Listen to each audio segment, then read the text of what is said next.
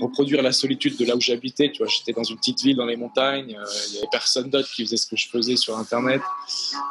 Ça peut être compliqué d'un point de vue social. Alors ici, maintenant, ça commence à devenir très intéressant. Et puis, bon, voilà, mine de rien, on commence à rencontrer aussi même beaucoup de personnes, même s'ils ne sont pas à Tallinn, tu vois, en Asie, en Estonie, tout va bien. Salut Anthony, Hello Seb. comment ça va? Ouais, ça va bien et toi? Un plaisir d'être là. C'est un plaisir de t'accueillir. Alors, toi, tu es en Estonie. Avant de parler un petit peu du pays, on va d'abord parler un petit peu de ton parcours, un petit peu sur l'Estonie où tu es maintenant, tu es installé. On avait eu l'occasion de se rencontrer d'ailleurs en Asie. Tu as commencé par faire un peu de digital nomadisme il y a quelques années en arrière, c'est ça? Exactement, ouais. Il y a un peu plus de 2 ans et demi. C'est justement à ce moment-là où il y a eu l'Estonie qui s'est pointée. Hein. C'était la question de « Ok, je veux aller à l'autre bout de la planète, mais comment je gère ma boîte à distance, les papiers, les paiements, les lettres et tout ?» Donc c'est à ce moment-là que j'ai bougé, ouais, quand j'ai commencé à voyager. Le premier voyage, j'étais encore en micro-entreprise. Le deuxième, j'ai bougé en Estonie. Et quelle est ton activité et par quoi tu as commencé en fait parce que tu es tout jeune déjà d'une part, mais tu as quand même commencé à développer des activités en ligne il y a quelques années maintenant en arrière. Ouais. J'ai commencé sur Internet, j'ai touché à peu près à tout depuis bientôt 4 ans, passant par les sites de niche, l'affiliation, le e-commerce. J'ai fait de la prestation de services pour d'autres entrepreneurs, jusqu'à arriver au jour, il y a à peu près 2 ans, à me mettre sérieusement au copywriting. Je te dirai peut-être après d'ailleurs comment j'ai suivi, mais finalement, voilà, c'est ça que j'ai gardé comme activité principale aujourd'hui, le copywriting. Même que je rentre un petit peu plus avec mes attraits personnels pour tout ce qui est spirituel, etc. Donc c'est vrai qu'aujourd'hui, je travaille beaucoup avec ce que je dirais des entrepreneurs spirituels, les thérapeutes, les coachs, les énergéticiens, etc. Les personnes qui vont bien. Ok. Et du coup, tu as fait ce petit périple. Alors, tu es passé par l'Asie.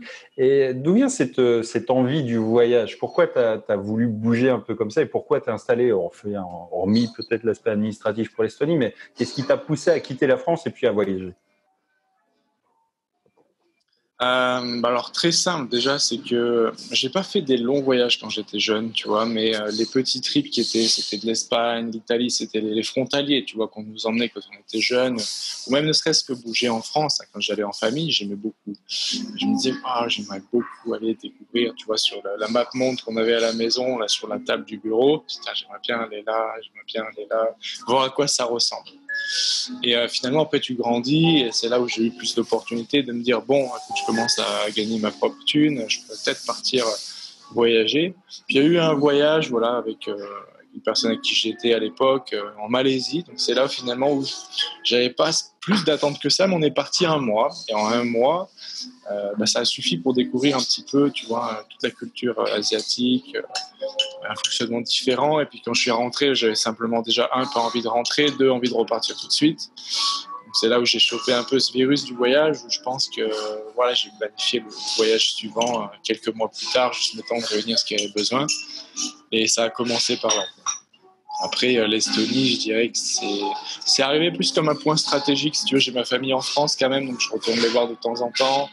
J'avais pensé à la Thaïlande parce que j'ai eu un bon coup de cœur quand je suis arrivé. Je m'étais même dit, ouais, pourquoi pas y vivre, etc. Mais la Thaïlande, je t'avoue que tu vois, 12 heures d'avion pour rentrer, c'est pas exactement la même, quoi. Donc voilà. Mais du coup, c'est un peu déjà la Malaisie qui m'a donné goût du voyage et qui m'a poussé à faire la Thaïlande, le Cambodge plusieurs fois, revenir en Malaisie, à Bali, etc. Et je pense que j'y retournerai quand les conditions seront plus propices.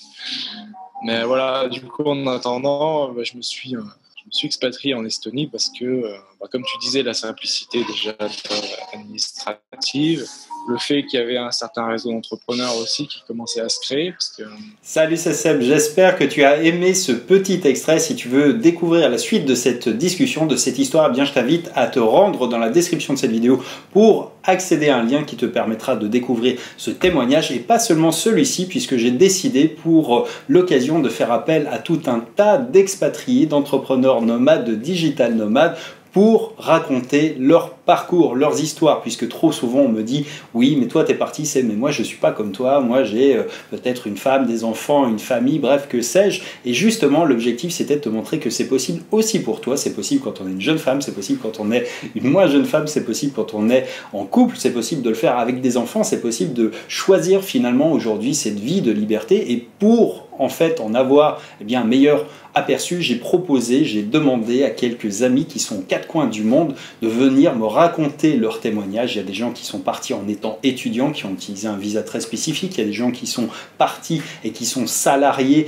dans des pays exotiques, il y a des gens qui sont des entrepreneurs, qui sont arrivés à l'entrepreneuriat sur le tard, qui sont partis en famille, il y a des gens qui sont partis sur les routes en famille, on a des gens qui sont partis avec un sac à dos, qui ont tout plaqué, qui sont partis en vélo, on a des gens qui sont partis s'installer en Amérique du Sud, au Panama, on a d'autres personnes qui sont allées en Estonie, à Dubaï, en Roumanie, dans les pays de l'Est, en Asie, au Vietnam, en Thaïlande, au Laos, au Cambodge, bref, dans plein d'endroits différents et dans plein de situations différentes. Et ce que je voulais avec cette série de contenu, c'est de te montrer que c'est possible, et quoi de mieux que de te montrer des parcours de vie d'autres personnes, et c'est vraiment l'objectif de cette série. Donc tu vas pouvoir retrouver déjà ce contenu, celui-ci, la suite, et du moins la fin de cette histoire en suivant le lien qu'il y a dans cette description, et puis surtout tu vas pouvoir accéder à tout un tas d'autres histoires qui, je l'espère, te montreront que c'est possible pour toi aussi dans ta situation quelle qu'elle soit aujourd'hui. Bref, je t'invite encore une fois à nous rejoindre et je te dis à très vite.